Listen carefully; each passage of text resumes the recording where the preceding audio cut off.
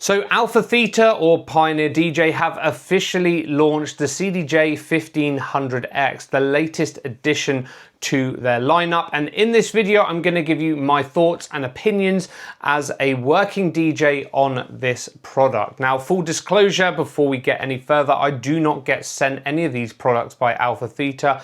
I'm just not that big a YouTuber. And so all of the information and opinions that I have on this device is based on the extensive research that I have done, reading articles and watching other YouTubers' reviews. But without further ado, let's get straight into it. Now, first, very important thing to note, regardless of what you think of this release, I think it's actually a long overdue release from AlphaTheta because we haven't really seen a mid-range release in terms of modular CDJ style setups released from this brand in like 10 years. And so if you wanted that modular setup and the latest technology, you're pretty much forced down a path of getting those flagship players like the 3000, the 3000X. There was nothing available for a more moderate kind of price, unless you wanted to go down the route of getting an XDJ 700 or an XDJ 1000 Mark II. But again, those players are absolutely ancient. I imagine that this CDJ 1500X will probably replace both of those.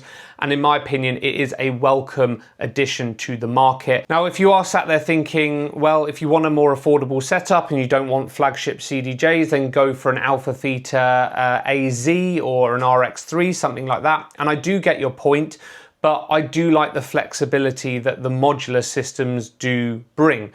For example, if you want to have the CDJs, but you don't want the Pioneer or AlphaTheta mixer in the middle, then that modular setup does give you that greater flexibility. And I know a lot of bars and clubs will not opt for buying a DJ controller because, generally speaking, if something breaks on that controller, the whole unit has to come out for repair, versus if you have a modular setup, you can just focus on the one element that needs repair or replacement. Next up then, let's talk all about price. Now, each unit here in the UK is coming in at around £1,470. In the US, I think they're priced at around $1,700. So they're not cheap.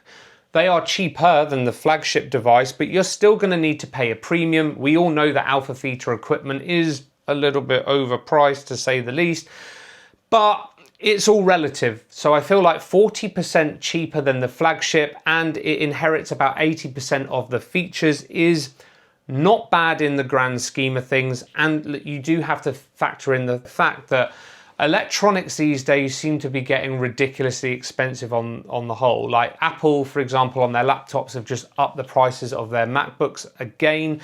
I do think just the price of computing, and let's face it, these standalone players have computing power in them. It is just the price that you have to pay these days. I do think that the price point is going to be very, very suitable for a lot of local bars and clubs that really cannot afford a flagship setup. I know that a lot of clubs wince when they see the price of the 3000X, so I feel like this could be a pretty good option. You do also have to factor into the price a mixer as well if you don't own one. But yeah, expensive but relative is what I would say on price. Now, in terms of feature set, I'm not going to rattle off every single feature that these players have. There are tons of hands-on YouTube reviews on that. Check out Crossfader or Mojax over at DJ City TV, Beat Source Tech. They have got really in-depth reviews of all of the features. All that you need to know is that these pretty much inherit 85 to 90% of all the features found on the flagship CDJ 3000X, which in my opinion make these players seem like quite a good value proposition when you put them side by side. Of course, it is in a smaller footprint, which means a smaller jog wheel and fewer actual physical buttons. It does mean that some of the features are accessed via controls on the touch screen and not physical buttons. So if you really like a physical button, then you're gonna have to spend a ton more money and get the 3000X. The only real feature that is missing is the key shift and key sync. Now, personally, I never use it. I don't know many DJs that use it, but if that is an absolute must-have, then unfortunately you're gonna have to splash out a bit more cash. So on the whole, you've got a ton of features available on this device at a lower price point. And so if you are buying for home use, if you are buying for local bars, local clubs, maybe you're a business owner, there is pretty much no need to buy the 3000X if you don't have to. The other thing that this inherits is the 10.1 inch touchscreen. So it's the same screen. With that bigger screen, it's, you know, plenty of architecture to control and access all of those features. And the other feature that I do really like is the fact that they have moved the USB from the top left down into a nice protected alcove on the front of the device. It looks a lot like what you find in a nail salon. But yeah, I do quite like that little alcove. It makes the USB feel a little bit more protected, in my personal opinion. I actually think that is a feature that they should adopt on all CDJs moving forward. It's much better placement for USB, in my personal opinion there. This also inherits a lot of the cloud-based features in terms of accessing music libraries that you find on the 3000X. I'll be honest with you, I have never got on board with those cloud features.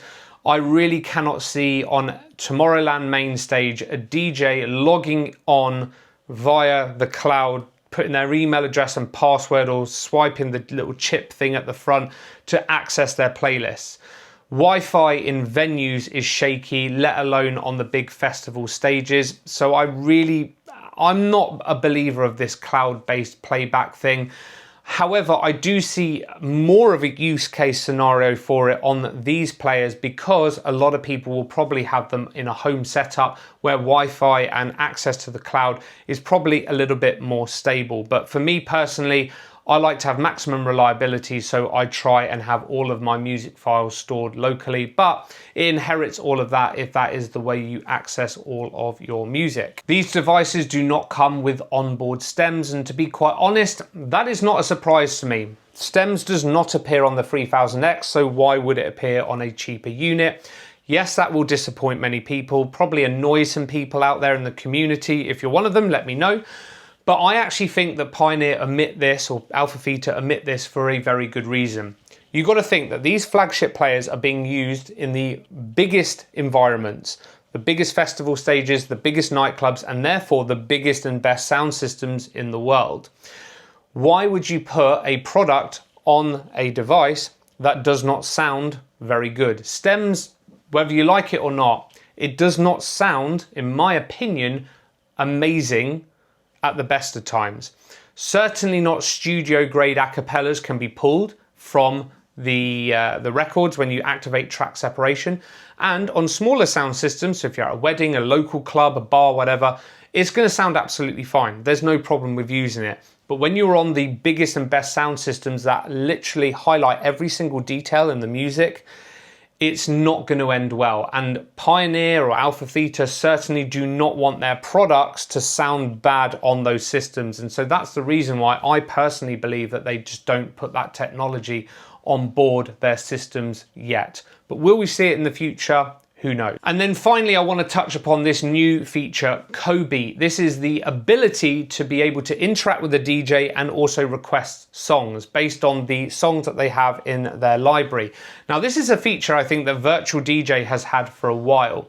I think it's quite a cool, fun feature. Would I ever switch it on? Absolutely not. Is that going to come to the 3000X? I mean, it probably will, but I don't think any of the DJs around the world that are touring on these players will ever use it personally. Could you imagine messaging like Frankie Rosado on the main stage? Can you play this tune and can you play it again? To me, it would just be a distraction, but I feel like for certain events like weddings or karaoke that are very request heavy, it could be an extra piece of fun that could separate you from other DJs on the market. In club environments, for me personally, I just want to focus on the music that I am playing and reading the crowd. And don't get me wrong, people do ask me for requests, but my system for handling requests in terms of actually speaking to the customer works perfectly well without any extra distractions and messages coming in to the players. But nevertheless, it's a fun feature and could give you a bit of differentiation on certain gigs. Let me know your thoughts in the comments. So in conclusion then, the CDJ 1500X, I actually think this is a very welcome addition to the AlphaTheta lineup, something that has been missing for quite some time because let's face it, the XDJ 700 and the XDJ 1000 Mark II just don't really cut it anymore. It is a premium price product, kind of to be expected from the AlphaTheta range, but I can actually see a lot of DJs going for this model, especially for home use and if you want to graduate from a controller onto a more modular setup. Definitely a gap in the market for this. I think it's a good product. Let me know your thoughts down in the comments down below. Shout out to my members as always, and I'll catch you in the next video.